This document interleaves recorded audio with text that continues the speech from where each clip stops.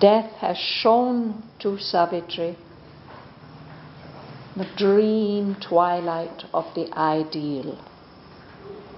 A wonderful, dreamy, beautiful world, but where nothing can be seized and fixed and realized.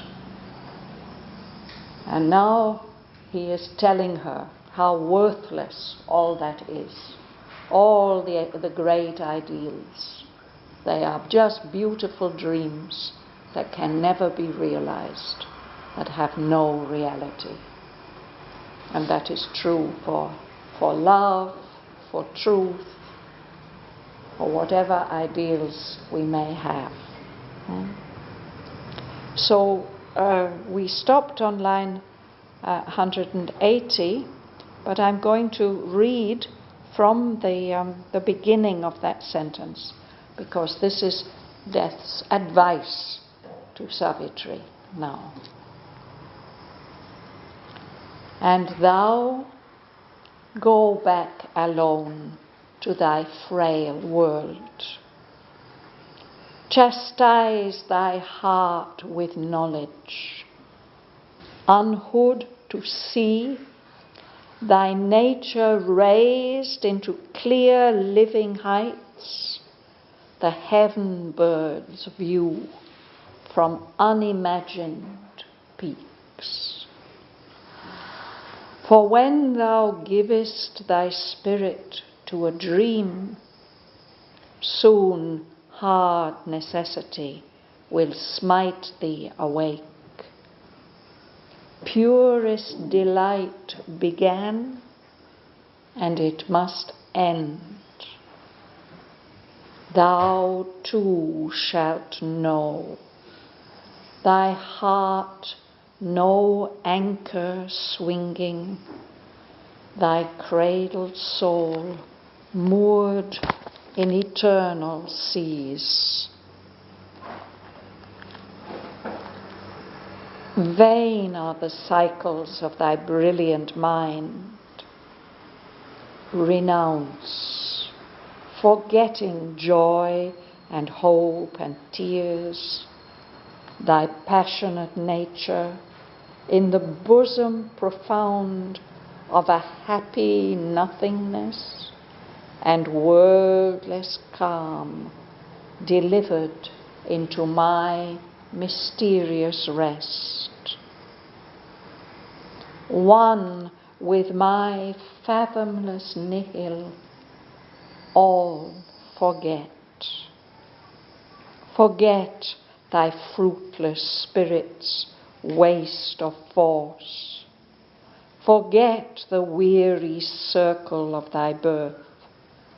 Forget the joy and the struggle and the pain, the vague spiritual quest which first began when worlds broke forth like clusters of fire flowers, and great burning thoughts voyaged through the sky of mind, and time and its eons crawled across the vasts, and souls emerged into mortality.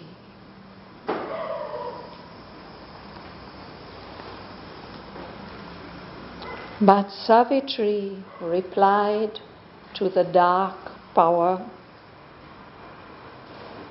a dangerous music now thou find'st, O death, melting thy speech into harmonious pain, and flutest alluringly to tired hopes thy falsehoods mingled with sad strains of truth.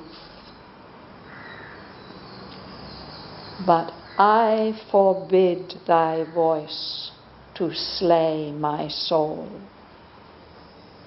My love is not a hunger of the heart. My love is not a craving of the flesh. It came to me from God, to God returns. Even in all that life and man have marred, a whisper of divinity still is heard. A breath is felt from the eternal spheres. Allowed by heaven and wonderful to man, a sweet fire rhythm of passion chants to love. There is a hope in its wild, infinite cry.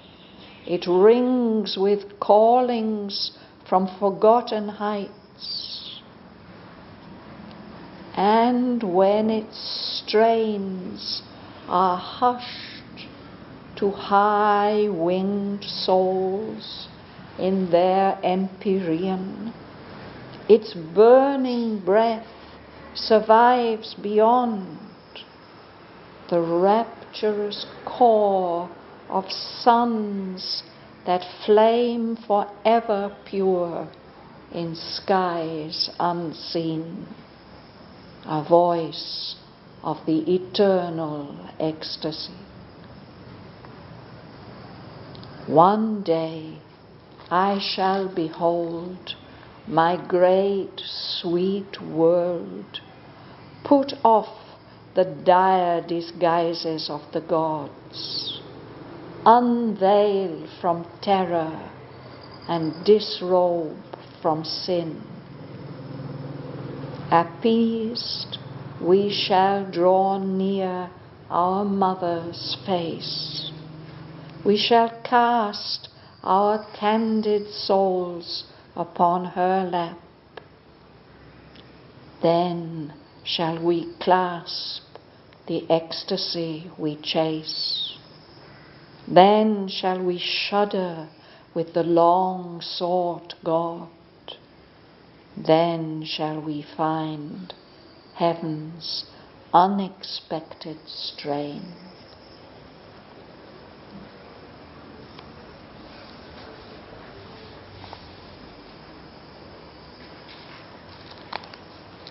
Who will start today? Then thou go back alone to thy great grave goal. Chastise thy heart which knowledge uncould to see, thy nature rest into clear living faith. The heaven birds view from unimagined peaks. Yes. So he wants her to go back, no? And he tells her, go back alone to thy frail world. This human world is very fragile and frail. It breaks easily.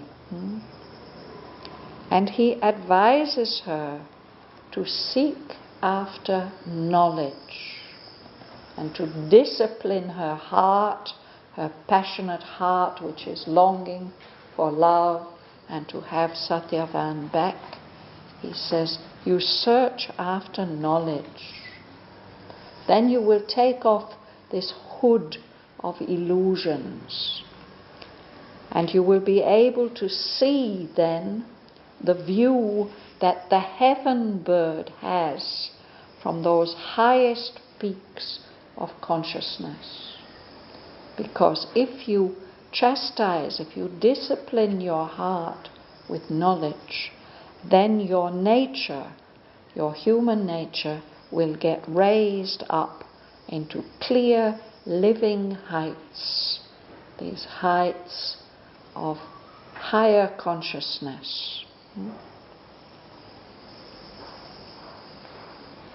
A heaven bird's view from unimagined peaks. We can't imagine those peaks, those high levels of consciousness.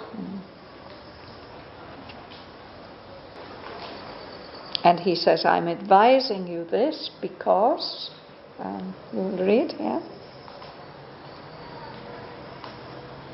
For when thou givest thy spirit to a dream, some hard necessity will smite thee wake. Whereas delight began and it must end. Yes. So he warns her, if you're giving your spirit, if you're identifying your spirit with a dream, with one of those ideal dreams, soon you will get woken up from your beautiful dream by the hard necessity, the hard realities of life.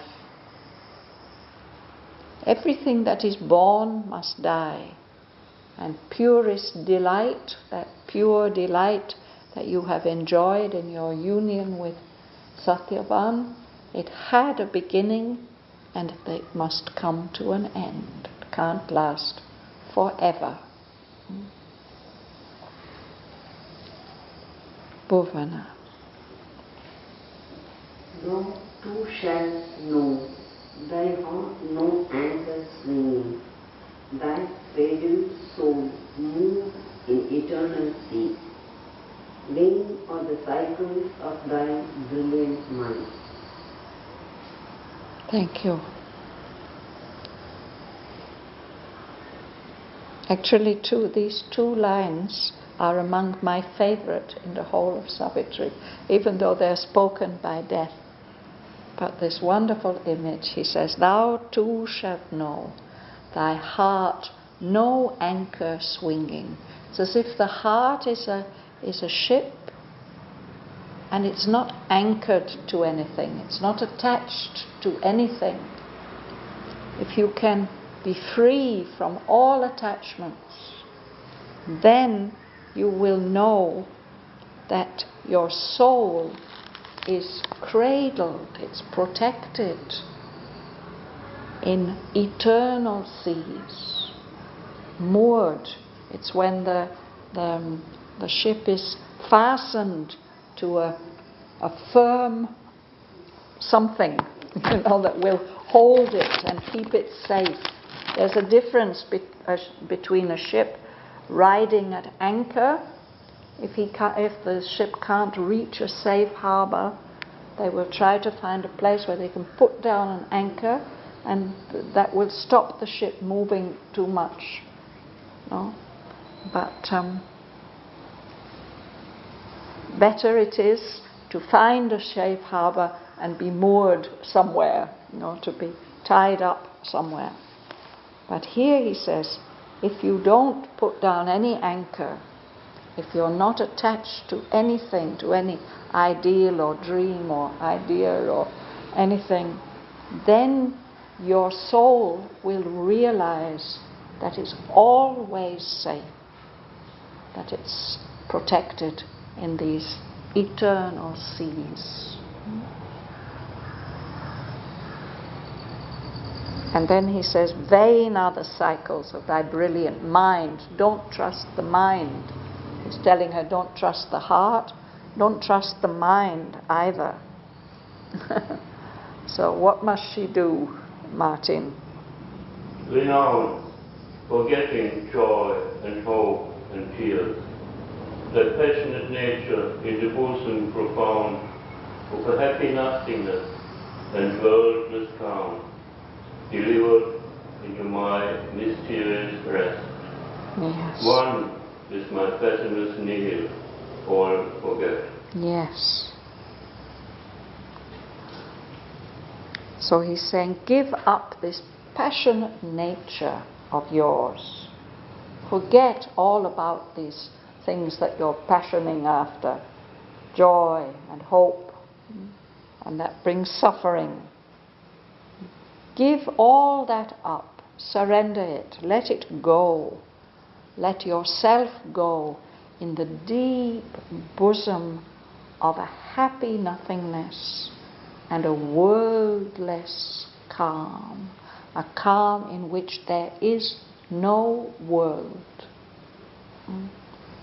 Then You will be delivered, you will be set free into my mysterious rest, the rest that I, death, offer to you.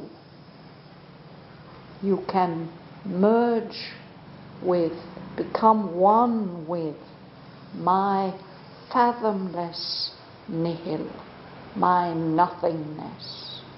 Forget everything there. Yeah. Fathomless, we've had this word so often, no? That's so deep, the bottomless depth of my nothingness. Forget everything. And then he lists some of the things that she should forget. Gumsun. Forget thy fruitless speech waste of force. Forget the weird suffering of thy birth. Forget the joy and the struggles and the pain. The vague spiritual past which first began, when words broke forth like clusters of fire flowers, and great burning thoughts voyaged through the sky of mind and time, and its airs crawled across the path, and souls emerged into mortality. Yes. So he says, forget about all this universal struggle. Forget all this waste of energy that your spirit has been doing.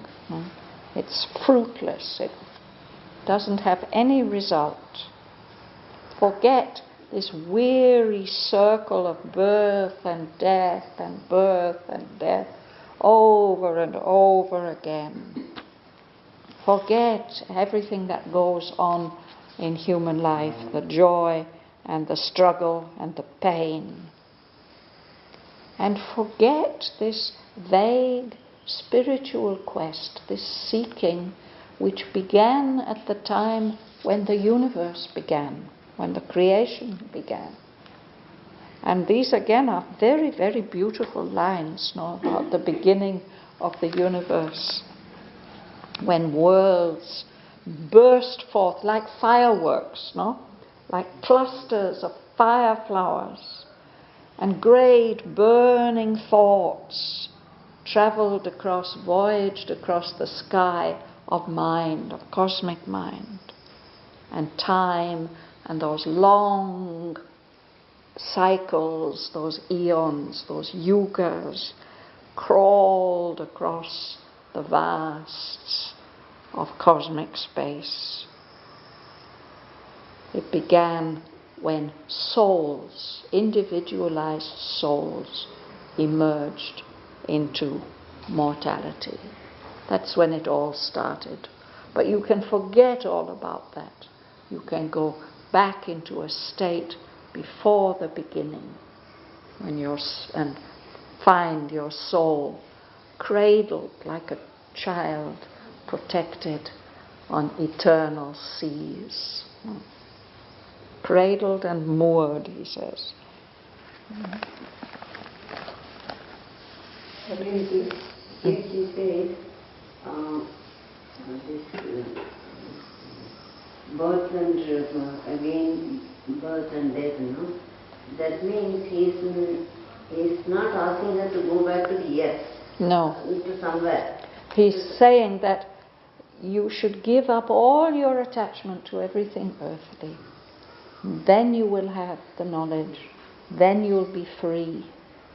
And what Aurobindo is actually hinting at here, pointing out here, is that this kind of spirituality, which wants to find liberation by leaving the earth, is a kind of death. In fact, it has been such a very appealing thing in the history of humanity's spiritual quest. But it's not Savitri's mission, and it's not Aurovindow's yoga. But he says the way spiritual quest began before the worlds broke. When the worlds broke, at the time. So it's been going on since the beginning of the universe. But it is vague, he says. Yes. So what does Savitri reply to him? Bom, would you read? Savitri replied to the dark power, or dangerous music from all time, all death, making thy speech into harmonious place, and good truth, Auroville to higher hope. Thy falsehood mingles with the sad strange of truth. Yes. Well, this is how she begins to reply. She's mocking him a little bit. She says, now you've found a dangerous music that's very attractive to tired hopes, to people who are tired of life, no? But what you are, and you are fluting, that is what Krishna does. He plays his flute and it attracts the soul. So now you are fluting alluringly, but you're only fluting alluringly to people who are tired, who are not ready to go on with the effort.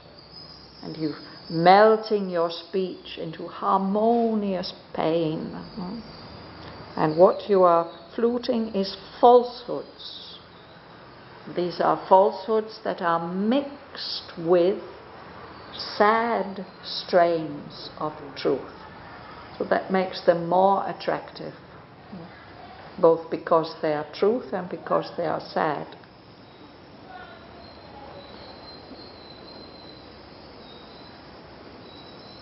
Sergei. But I forbid thy words to slay my soul. My love is not a harder of the heart. My love is not a craving of the flesh. It came to me from God, to godly chance. Thank you. So she says, I'm not going to allow you with your alluring hum music, no, dangerous music, to destroy my soul, no. And she says, I am very sure that my love, the love that I'm talking about and standing for, is not what you have said, a hunger of the heart, and it's not a craving of the flesh, it's not a physical longing. This love that I feel is a divine power. It has come to me from God and it returns to God. It is my love for Shraddhavan, is love for God.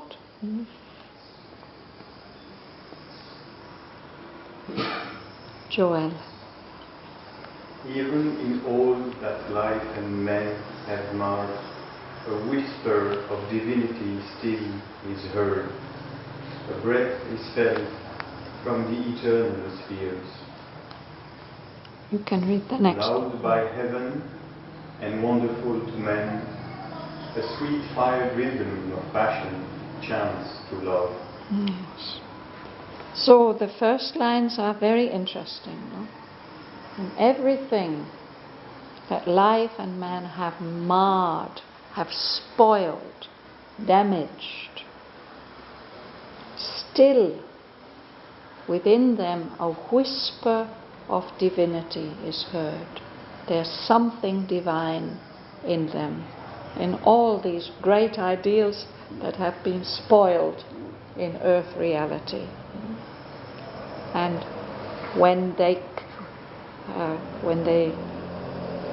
these things come to us, no, they bring a breath from the eternal spheres, from something which is beyond the manifestation, which has not been marred and spoiled. And she gives the example of love, no, that heaven allows love. And it is something that is wonderful to humanity. a sweet fire rhythm. There's a rhythm, a beat that with great intensity in it. A fire rhythm of passion. Is singing. This rhythm is singing to love.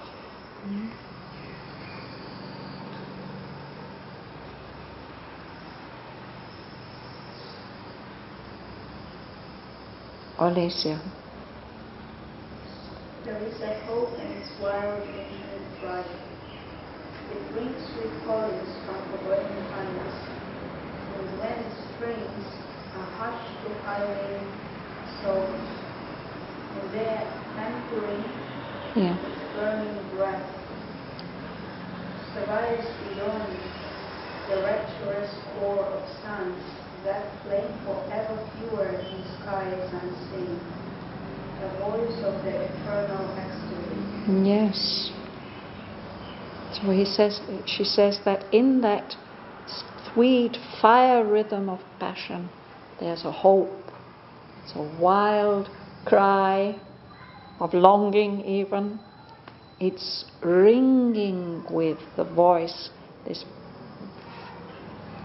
voice that's singing is ringing with callings. If somebody calls you, you tend to turn towards them, no? Or to respond to the call. So that through that passion, callings are coming to us from those forgotten heights where we used to dwell before we came into this manifestation. And when that sweet fire rhythm of passion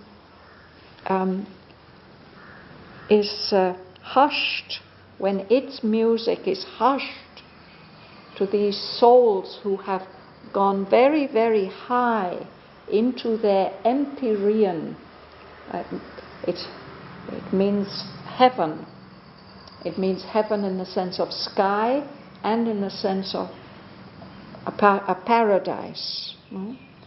There are souls, like he is saying, detach yourself from all this and then you will be in a blissful state. No? She says that even if those souls don't hear it anymore, its burning breath survives even higher, beyond their empyrean. It forms the core of suns that are flaming forever pure in unseen skies.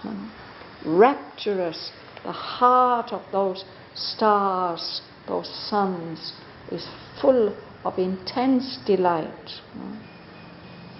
So, there beyond, it is a voice of the eternal ecstasy, the eternal and infinite Ananda.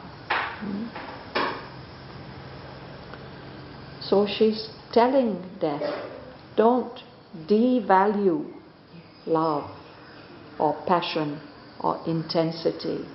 It is something which belongs to the very highest level. And then she goes on to speak about earth. Tone. One day I shall behold my great sweet world, put off the dire disguises of the gods, unveil from terror and disrobe from sin. You can continue. At peace we shall draw near our mother's face. We shall cast our candid souls upon her lap. Then shall we clasp the ecstasy we chase. Then shall we shudder with the long-sought God. Then shall we find heaven's unexpected strain. Yes. Strain here means music, melody. So she's looking far into the future. She's quite sure that one day she will see this great, sweet world, not only Earth, the whole universe, taking off or putting off these terrible disguises that the gods have put on it. It will cast away these veils of terror and of sin. Sin is the sense that you have done something unforgivable that separates you forever from the divine. No, it's as unreal as terror, intense fear, but it causes a great deal of suffering. She says, then when that time comes, we shall be able to go very close to our mother's face, our divine mother. And we shall cast our candid souls upon her lap. Candid, it means very pure and fresh and sweet and spontaneous, without any veils or robes. We shall cast our candid souls upon her lap. And then we shall actually be able to clasp, to embrace this ecstasy which we've been chasing always. We shall really experience the nearness of this God that we've been seeking for so long, and that will give us an intense thrill through the whole being. And then shall we find that unexpectedly beautiful music of heaven. And then she says something so wonderful. Would you read it, please, Bhavin? Not only is there hope for Godhead's pure, the violent and darkened deities leap down from the one breast in rage to find what the white gods had missed. They too are safe. A mother's eyes are on them, and her arms stretched out in love desire, her rebel son. Yes.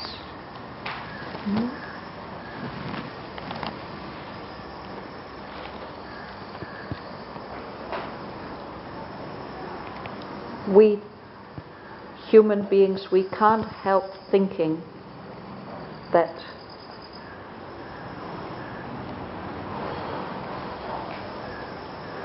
we can't help thinking in terms of rewards and punishments.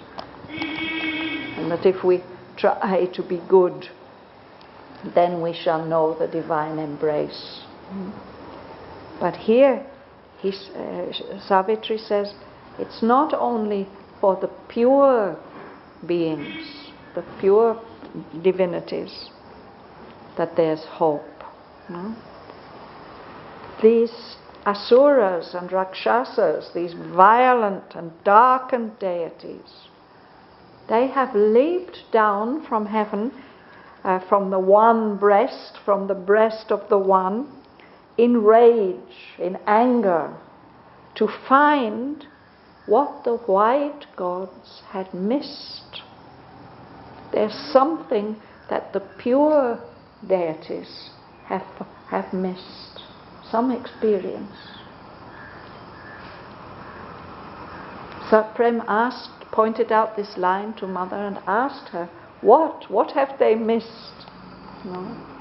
And she said, the joy of conversion.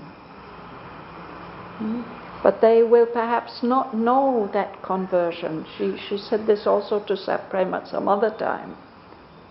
But there are these beings who will not convert until the final fulfillment.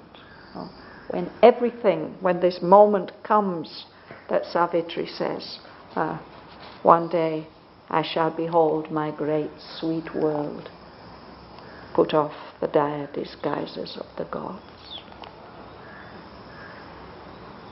So there they are. They've leaped down in rage and they're tearing things apart.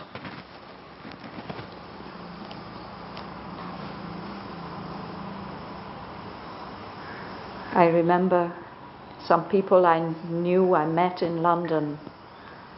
They were being so horrible to everybody and so negative and quarreling with everybody.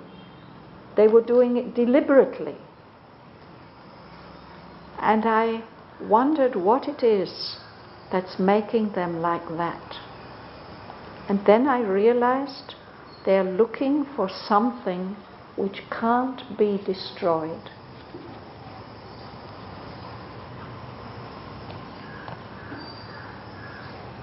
So it's something like that.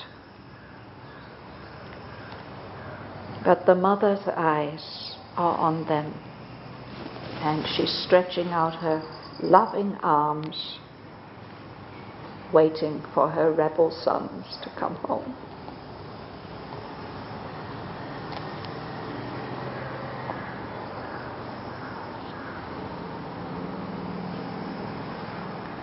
Andres. One who came loved and lover and beloved, eternal, built himself a wondrous field, and wove the measures of a marvelous dance. There in its circles and its magic turns, attracted he arrives, repelled he flees, yes.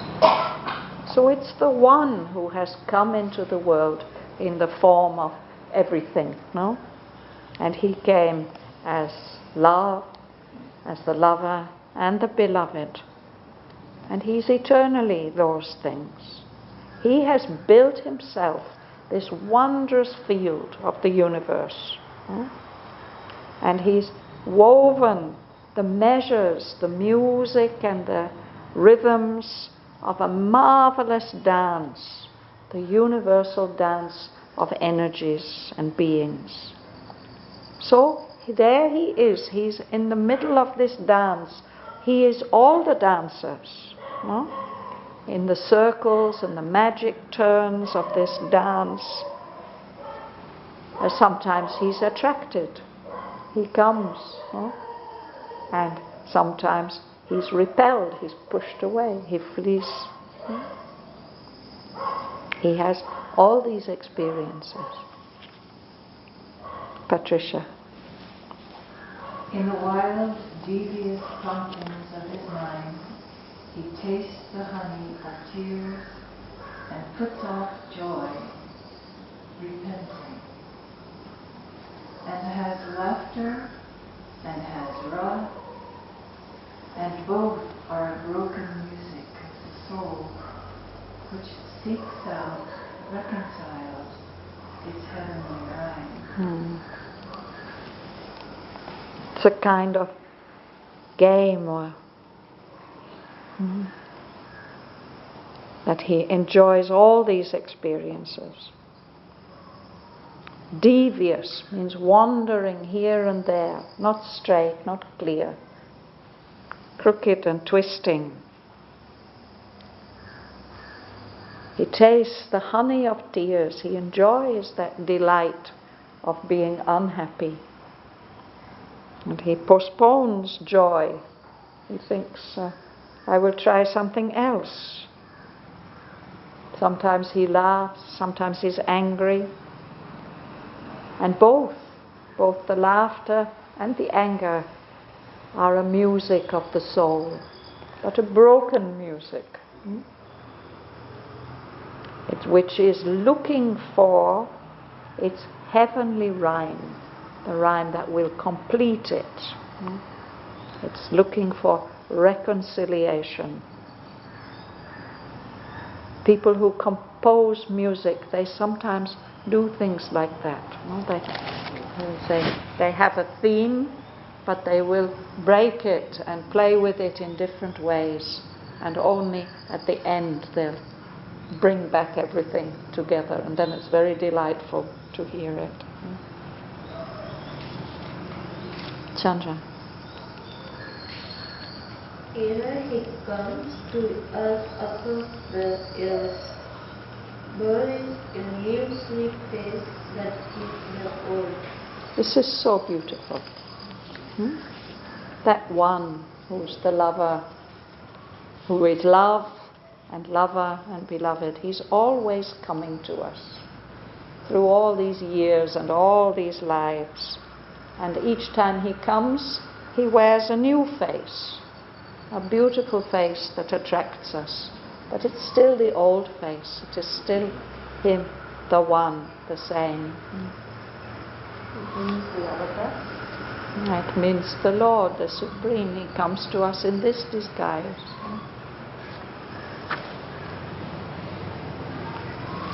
Bhavan. His love to us, or its awesome youth, like a far-heard, unseen, and rising sea, from moonlit branches and throbbing woods, entering our endless search and passionate pain. Read the next line. This disguised, yeah. The lover seeks and draws our soul. So this is how he's doing it. No? His bliss laughs to us. Or we long for something because he's calling us, he's hidden from us, we can't see him. So it's like Krishna's flute, the far-heard, unseen, entrancing flute. It's so attractive, it's irresistible.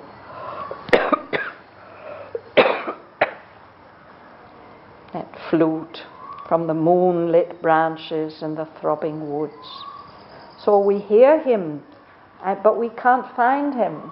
So he's provoking us to this angry search, and we have all the passionate pain of missing him.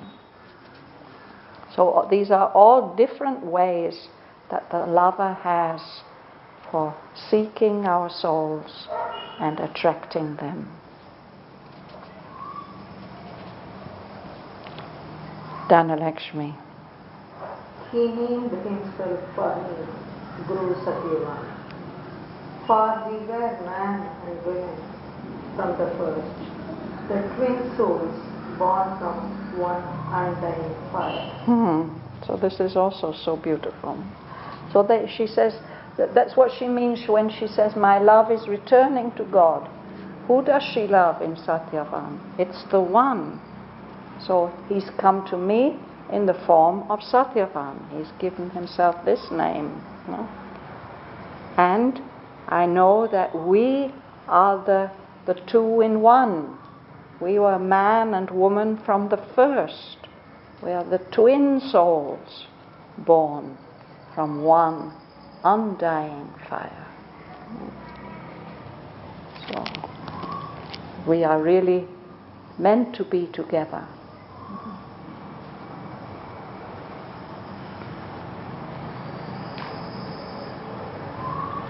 So that's where we'll stop for today.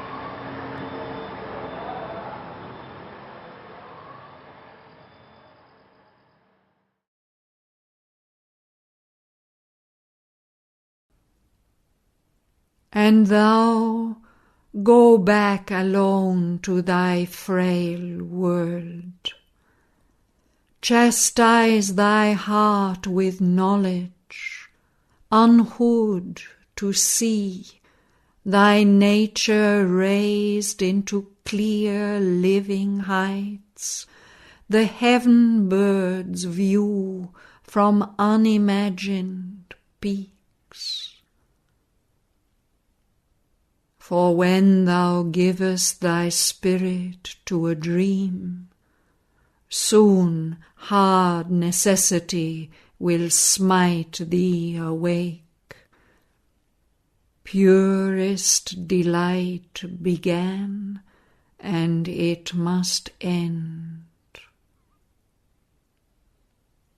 thou too shalt know, thy heart no anchor swinging, thy cradled soul moored in eternal seas.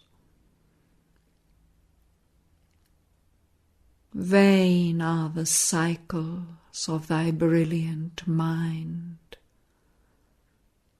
Renounce, forgetting joy and hope and tears, thy passionate nature in the bosom profound of a happy nothingness and worldless calm, delivered into my mysterious rest.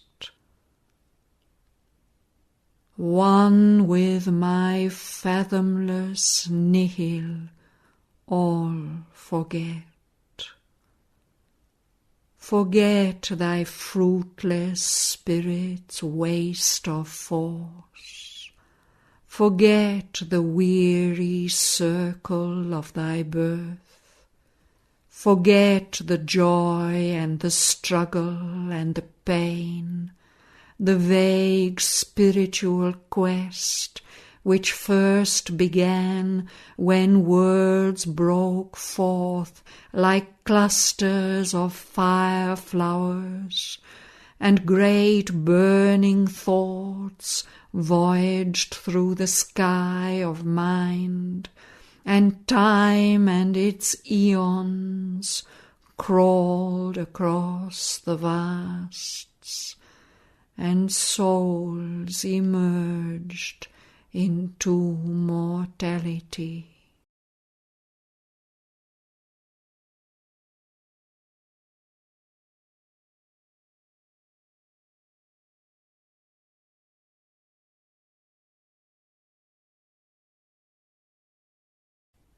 But Savitri replied to the dark power,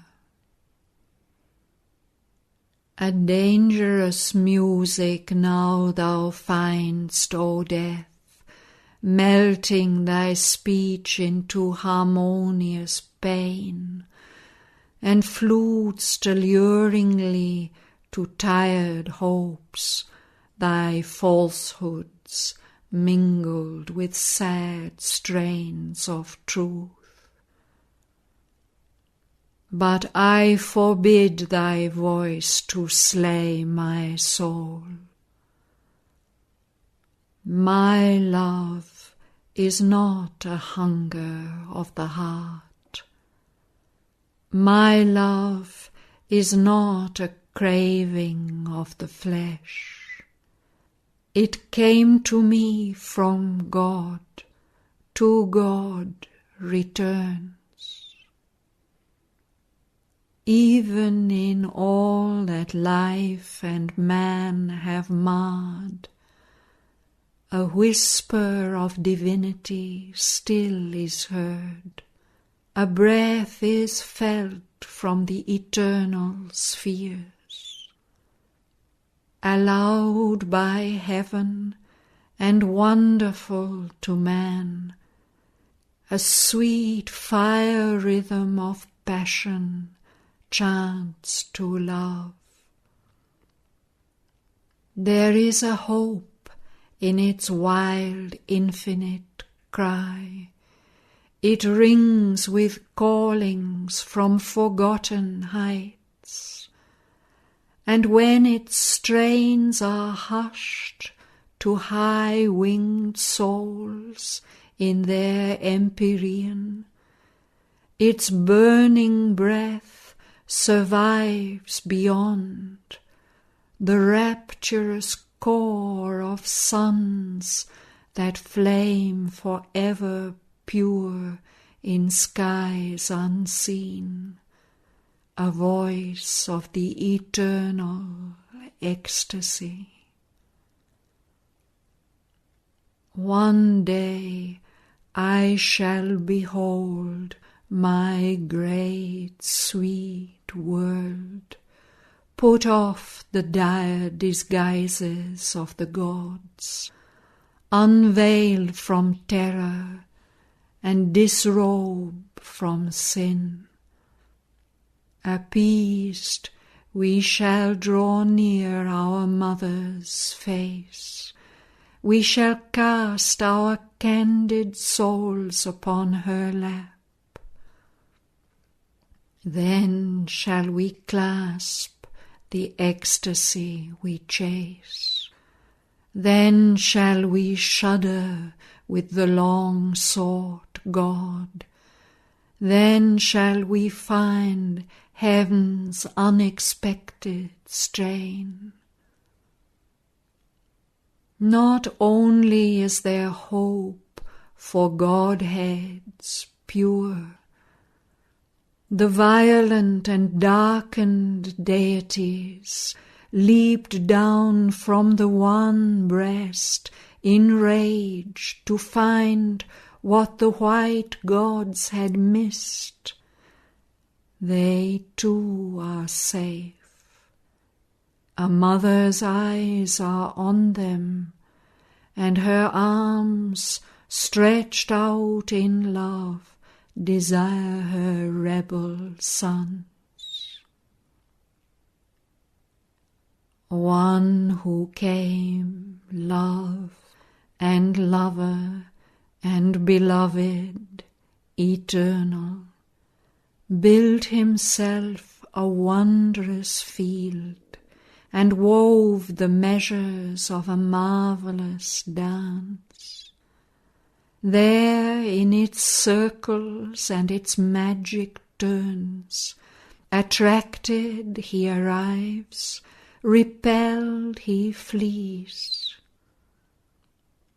In the wild devious promptings of his mind, he tastes the honey of tears, and puts off joy, repenting, and has laughter, and has wrath, and both are a broken music of the soul, which seeks out, reconciled, its heavenly rhyme. Ever he comes to us across the years, bearing a new sweet face that is the old.